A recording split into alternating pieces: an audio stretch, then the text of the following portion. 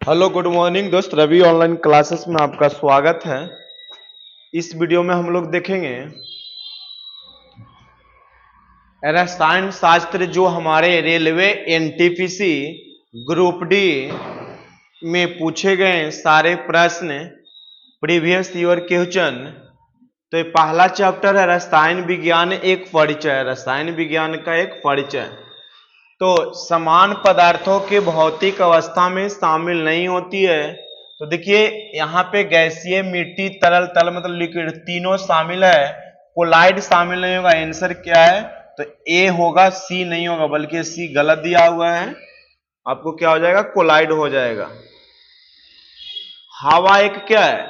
तो हवा दोनों तत्वों और युगों का मिश्रण है। वायु पृथ्वी के वायुमंडल में शामिल गैसों वायुमंडल पृथ्वी के वायुमंडल में शामिल गैसों तथा और यौगिकों का मिश्रण है। शुद्ध मिश्रण नहीं है। हवा एक मिश्रण है। हवा एक मिश्रण है, लेकिन वायु के पृथ्वी के वायुमंडल में शामिल तत्वों और यौगिक के मिश्रण है। वायुमंडल में आपको पता है पाई जाने वाली गैस नाइट्रोजन 78% है, ऑक्सीजन को 21% माना जाता है, आर्गन 0.9%, नियोन इतना, हीलियम और मीथेन गैस है।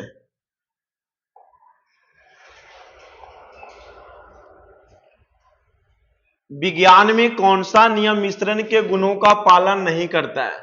तो विज्ञान में इनकी संरचना जो है, विज्ञान की पदार्थ की संरचना हमारे मिश्रण के गुणों का पालन नहीं करती है।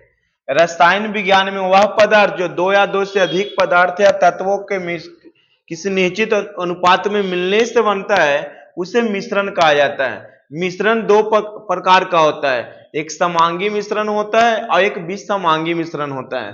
समांगी मिश्रण में पदार्थ के मिलने वाले पदार्थ पूर्ण रूप से मिल जाते हैं और विसमांगी मिलने वाले पदार्थ पूर्ण रूप से नहीं मिल पाते हैं।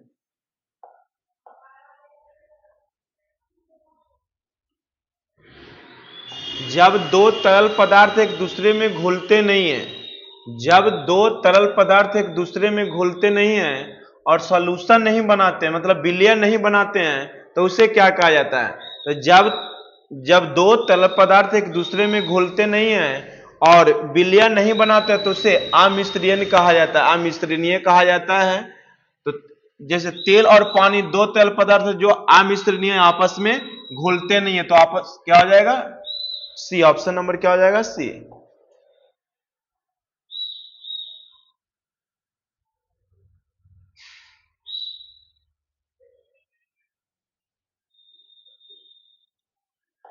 शक्कर के घोल में शक्कर एक क्या है? तो देखिए शक्कर के घोल में जो हमारे शक्कर है वह एक प्रकार का विलेय पदार्थ है।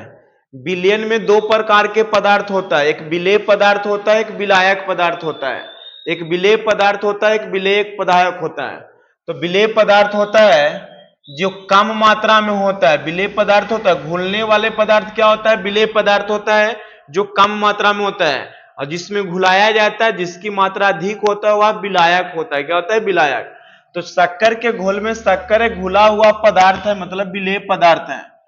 देखिए दो या दो से अधिक पदार्थ, ठोस, द्रव या गैस का समांगी मिश्रण विलयन कहलाता है। इसके आधार पर मुख्य अवयव जो मात्रा में अधिक होता है वो विलायक कहलाता है, और जो मात्रा कम होता है वे विलेय कहलाता है। घुला हुआ मात्रा क्या कहलाता है? विलेय कहलाता है। घुला हुआ मात्रा क्या कहलाता है? विलेय कहलाता है। जल एक अच्छा विलायक है कि उसमें विभिन्न प्रकार के पदार्थ घुल जाते हैं। जल एक अच्छा विलायक है जिसमें विभिन्न प्रकार के विलायक पदार्थ आते हैं तो घुल जाते हैं। लोहे में जंग लगना, इनमें से किसका समान उदाहरण है? तो रासायनिक परिवर्तन का। किसका है? रासायनिक परिवर्तन। लोहा में जंग लगने से लोहा का भार बढ़ जाता है। लोहा में जंग किसके कारण लगता है? तो पानी और ऑक्सीजन के कारण। पानी और ऑक्सीजन खुली वातावरण में छोड़ देने के कारण। तो जब कोई पदार्थ किसी अन्य पदार्थ से मिलकर एक नया पदार्थ बनाता है तो इसे रासायनिक परिवर्तन कहते हैं। और याद रखिएगा रासायनिक परिवर्तन में रासायनिक पदार्थ बन जाने के बाद पुनः अपनी अवस्था में नहीं आता है, जबकि भौतिक परिवर्तन में नए पदार्थ बनने के बाद उसे अपने अवस्था में आ सकता है। तो दूध का दही में परिवर्तन, रासायनिक परिवर्तन, अगरबत्ती का जलना, मोमबत्ती में बत्ती का जलना, पेड़ का वृद्धि करना, भोजन का पचना, कैसा परिवर्तन है? रासायनिक परिवर्तन है। इनमें से कौन सा रासायनिक परिवर्तन का एक उदाहरण है? तो निष्क्रियकरण क्या हो जाएगा? निष्क्रियकरण।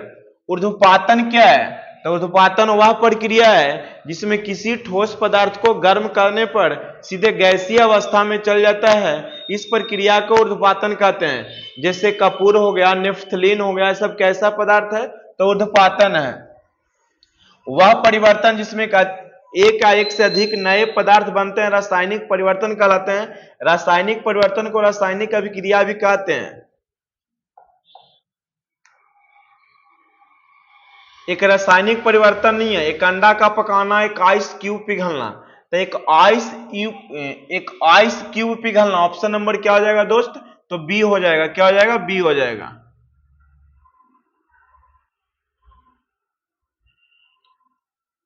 देखिए, पदार्थ के आकार, रंग और अवस्था जैसे गुण उसके भौतिक गुण कहलाते हैं। परिवर्तन जिसमें किसी पदार्थ के भौतिक गुणों में परिवर्तन हो जाता है तो भौतिक परिवर्तन कहलाता है। ऐसे परिवर्तन में कोई नया पदार्थ बनता है लेकिन पुनः अपनी अवस्था में आ जाता है। जैसे आइस क्यूब का पिघलना भौतिक परिवर्तन उदाहरण है।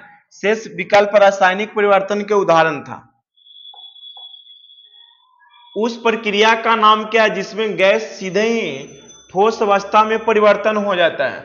उस प्रक्रिया का नाम क्या है जिसमें गैस सीधे ही ठोस अवस्था में परिवर्तन हो जाता है? तो उस अवस्था को डिपोजिशन कहते हैं। क्या कहते हैं? डिपोजिशन कहते हैं।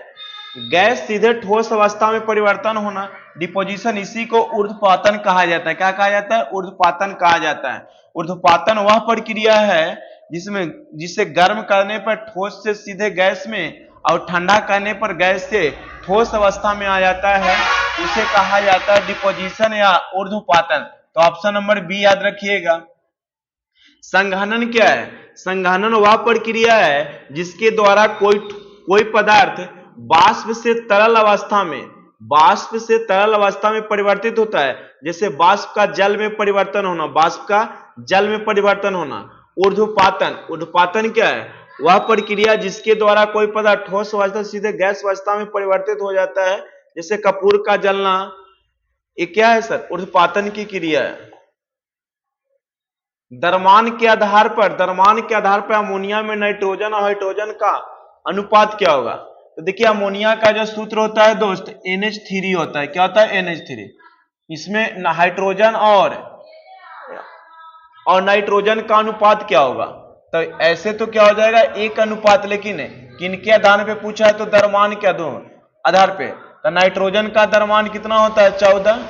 हाइड्रोजन का द्रव्यमान 1 × 3। तो क्या हो जाएगा? 14:3। ऑप्शन नंबर क्या हो जाएगा? बी। पदार्थ की प्रकृति में संबंधित मूलभूत सिद्धांत किसने प्रतिपादन किया था?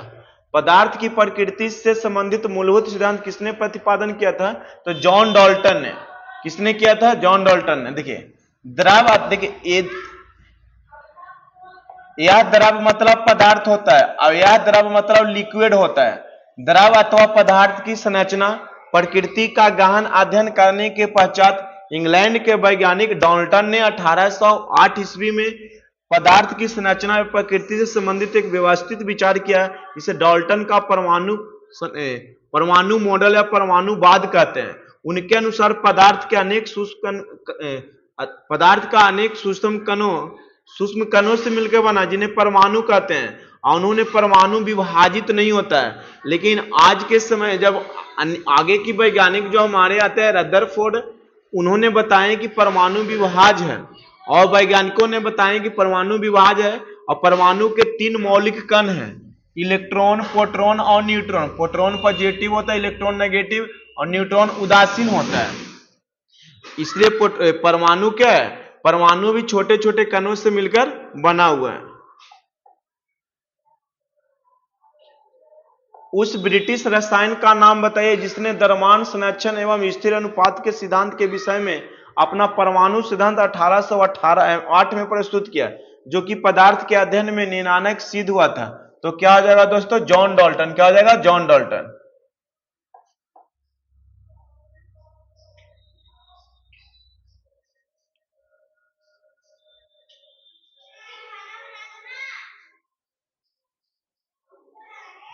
धातुओं के पतली तार के रूप में ढलने की विशेषता को क्या कहलाती है? तो तन्यता कहलाती है। धातुओं को पतली के तार में ढलने की प्रक्रिया क्या कहलाती है? तन्यता। देखिए, ऐसे तत्व जो इलेक्ट्रॉन का त्याग कर धनायन प्रदान करता है उसे धातु कहते हैं। मतलब ऐसे तत्व जिनके जो इलेक्ट्रॉन को त्याग कर धन आयन का निर्माण करता है वह धातु कहलाता है। धातु के बाह्यतम कक्षा में 1, 2, 3 इलेक्ट्रॉन होता है। 1, 2 या 3 इलेक्ट्रॉन होता है। 1, 2 या 3 इलेक्ट्रॉन होता है। इनके बाह्यतम कक्षा में 1, 2, 3 इलेक्ट्रॉन होता है। धातु के अंत में यम शब्द लगा होता है। अधातु के पहचानेंगे कैसे? तो धातु के अंत में जन लगल रहेगा चाहे इन लगल रहेगा, बस ई वाला पहचानिए चाहे मत, अधातु पहचान लीजिए। अधातु के अंत में जन या इन लग रहेगा वह धातु है, बाकी हमारे क्या है? धातु है। जिन तत्वों में धातुओं और अधातुओं के बीच के मध्यवर्ती गुण होते हैं उन्हें उपधातु कहा जाता है। निम्नलिखित में किसे उपधातु के रूप में जाना जाता है? तो जर्मेनियम उपधातु है दोस्तों। जर्मेनियम क्या है? तो जर्मेनियम उपधातु है। देखिए, उपधातुओं की संख्या 7 है। उपधातुओं की संख्या कितनी है? 7। हमारे आवर्त सारणी में जिगजैग मतलब सीढ़ी नुमा बनाया, इसे जिगजैग कहा गया है। उस प्रकार 7 धातु है जो हमारे धातु और उपधातु को अलग करता है। जर्मेनियम, बोरॉन, सिलिकॉन, पोलोनियम, ये सब क्या है? तो उपधातु है। निम्नलिखित में किसका उपयोग सर्वाधिक आमतौर पर सौर सेलों में अर्धचालक के रूप में किया जाता है? तो अर्धचालक के रूप में गैलियम और आर्सेनिक। क्या है बाबू? यहां पे लिखा है गैलियम। क्या लिखा हुआ है? गैलियम और आर्सेनिक। गैलियम का संकेत जी, आर्सेनिक का संकेत। देखिए, सौर सेल एक ऐसी युक्ति है जिसकी सहायता से सौर ऊर्जा को विद्युत ऊर्जा में परिवर्तित किया जाता है। सौर सेल एक ऐसी युक्ति है जिसकी सहायता से सौर ऊर्जा मतलब प्रकाश ऊर्जा को विद्युत ऊर्जा में परिवर्तित किया जाता है। सौर सेल बनाने में गैलियम, आर्सेनिक तथा सिलिकॉन का प्रयोग किया जाता है जो अर्धचालक के रूप में किया जाता है। अर्धचालक पदार्थ को गर्म करने पर उसकी प्रतिरोधकता क्या होती है? घटती है, जिससे विद्युत धारा प्रवाहित होने लगती है। निम्नलिखित में कौन सी एक उपधातु है? तो सिलिकॉन क्या है दोस्तों? तो एक उपधातु है। सिलिकॉन क्या है? तो एक धातु है। सीसा के संकेत क्या होता है? तो पीबी होता है। सोना का एयू होता है। और ब्रोमीन का क्या होता है? तो बीआर होता है। तो देखिए, वे तत्व जिनमें धातु और धातु दोनों के गुण पाए जाते हैं उन्हें उपधातु कहते हैं। Boron, silicon, germanium, arsenic, antimony और टेलोनियम ये उपधातु है। क्या है दोस्तों? ये सब उपधातु है। सोना, सीसा धातुएं हैं। ब्रोमीन अधातु है। ब्रोमीन एक ऐसी धातु है जो कमरे के ताप पर द्रवावस्था में रहता है। मात्र एक ऐसी धातु है जो कमरे के ताप पर द्रवावस्था में रहती है। डॉट को वैद्युत ऋणात्मक तत्वों के रूप में जाना जाता है क्योंकि वे इलेक्ट्रॉन ग्रहण करके ऋणावेशित आयन बनाते हैं। तो देखिए, वैद्युत ऋणात्मक तत्व के रूप में जाना जाता है जो इलेक्ट्रॉन ग्रहण करके ऋणावेशित बनाता है। तो अधातु इलेक्ट्रॉन को ग्रहण करता है। अधातु इलेक्ट्रॉन को ग्रहण करता है जिनके बातम कक्षा में 5, 6 या 7 इलेक्ट्रॉन होते हैं। जिनके बातम कक्षा में 8 इलेक्ट्रॉन होते हैं वह किरीय गैस होते हैं, चाहे किरीय तत्व होते हैं, निष्क्रिय होते हैं, या उसे शून्य वर्ग का तत्व कहा जाता है या वर्ग 18 के तत्व कहा जाता है। लेकिन हीलियम एक ऐसी अक्रिय गैस है जिनके बातम कक्षा में कितने इलेक्ट्रॉन हैं? 2। बाकी अक्रिय गैस के बातम कक्षा में 8 इलेक्ट्रॉन है। अक्रिय गैसों की संख्या कितनी है? तो 6 है। Helium, neon, argon, krypton, xenon और क्या? रेडॉन है दोस्त। ये 6 के 6 अक्रिय गैस है जिनके बातम कक्षा में 4 वाले जो है, देखिए 4 है जो हमारे ऐसे होते हैं उपधातु, लेकिन कार्बन के बातम कक्षा में 4 है तो कार्बन अधातु है। तो ऑप्शन नंबर क्या हो जाएगा? अधातु ऋण आयन होते हैं जो इलेक्ट्रॉन को क्या करते हैं? ग्रहण करते हैं। क्वेश्चन नंबर 18 देखिएगा, अधातुओं के गुणधर्मों के बारे में निम्नलिखित में से कौन सा विकल्प संभवतः सत्य नहीं है? तो अधातुएं चालक नहीं करते हैं। अधातुएं विद्युत का चालक नहीं होता है। अधातुएं विद्युत का चालक नहीं होता है, जबकि हमारे ग्रेफाइट अधातु होते हुए विद्युत का चालक करता है जो अपवाद में है। ये भंगुर होते हैं, हल्के पदार्थ होते हैं, मंद एवं दीप्त रहित होते हैं। निम्नलिखित में से कौन सा उपधातुओं का गुणधर्म है? तो यह अघात धातुओं उपधातुओं को पूछ रहा है, सॉरी, तो उपधातुओं को क्या होगा, तो यह उपधातुएं अर्धचालक होते हैं। क्या होते हैं, अर्धचालक। देखिए उपधातु वे होते हैं जिसमें धातुओं और अधातुओं के बीच के गुण पाए जाते हैं। अर्धचालक, देखिए इनका निर्माण क्या होता है, अर्धचालक में ठोस चमकदार नाजुक में बिजली का मध्यवर्ती कंडक्टर में सिलिकॉन जर्मेनियम उपधातुओं के उदाहरण में इनका किया जाता है। जल शोधन में कौन सी प्रक्रिया का प्रयोग किया जाता है, जल शोधन में कौन सी प्रक्रिया का प्रयोग किया जाता है, तो विपरीत परास्तरण का। इनमें से जल को शुद्ध बनाने हेतु प्रयोग में लाया जाता है तो रिवर्स परास्तरण को, किसको, रिवर्स परास्तरण को बनाया जाता है।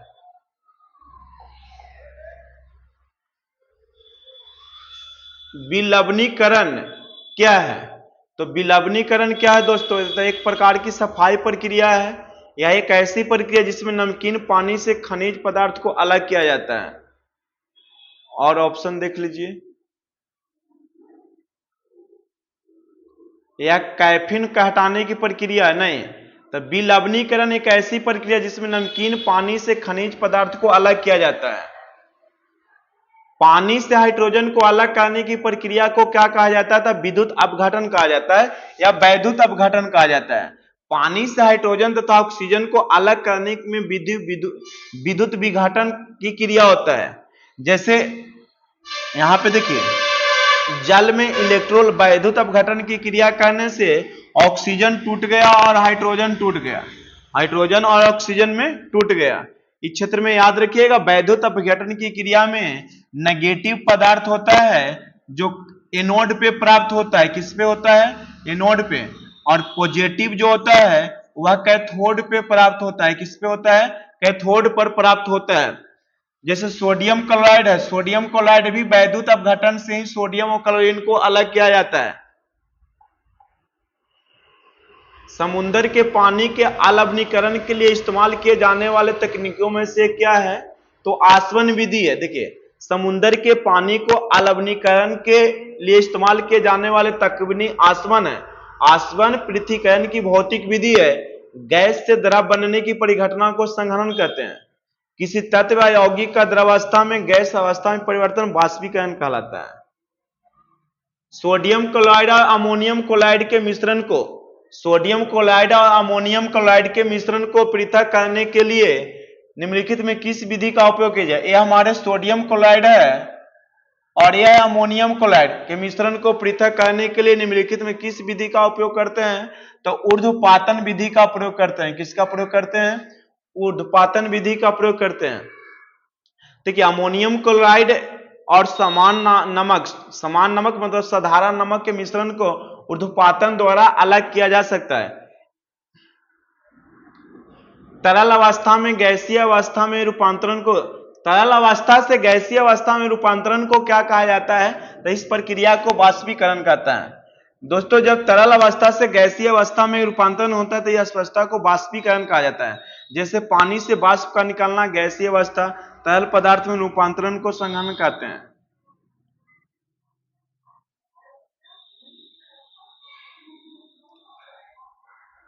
मध्यवर्ती तरल अवस्था में गुजरे बिना एक पदार्थ का ठोस अवस्था से गैस अवस्था में परिवर्तन क्या होता है, तो ऊर्ध्वपातन कहलाता है। क्या कहलाता है, ऊर्ध्वपातन कहलाता है। विलेय और विलायक के समांग मिश्रण क्या कहलाता है, तो विलयन कहलाता है। देखिए, अभी बताएं कि विलयन में दो चीज होता है, एक विलायक होता है, एक विलेय पदार्थ होता है। मिश्रण बनाने के लिए कम से कम दो पदार्थों की आवश्यकता होता है। जो कम मात्रा में होता है वो विलेय होता है, या घुलने वाले पदार्थ को विलेय कहा जाता है। निम्न में से कौन सा कार्बन का अपरूप नहीं है, तो कार्बन डाइऑक्साइड हीरा के पर, तो कार्बन डाइऑक्साइड हो जाएगा। कार्बन डाइऑक्साइड कार्बन का अवरूप नहीं है, कार्बन डाइऑक्साइड अवरूप नहीं है, जबकि हीरा ग्रेफाइट कार्बन का, फ्लोरीन कार्बन का अवरूप है। हीरा पदार्थों में सबसे कठोर पदार्थ है भाई। ग्रेफाइट विद्युत का सुचालक होता है, जो अपवाद में है। निम्नलिखित में से कौन सा कार्बन का एक अपरूप है, तो हीरा। क्या हो जाएगा, हीरा।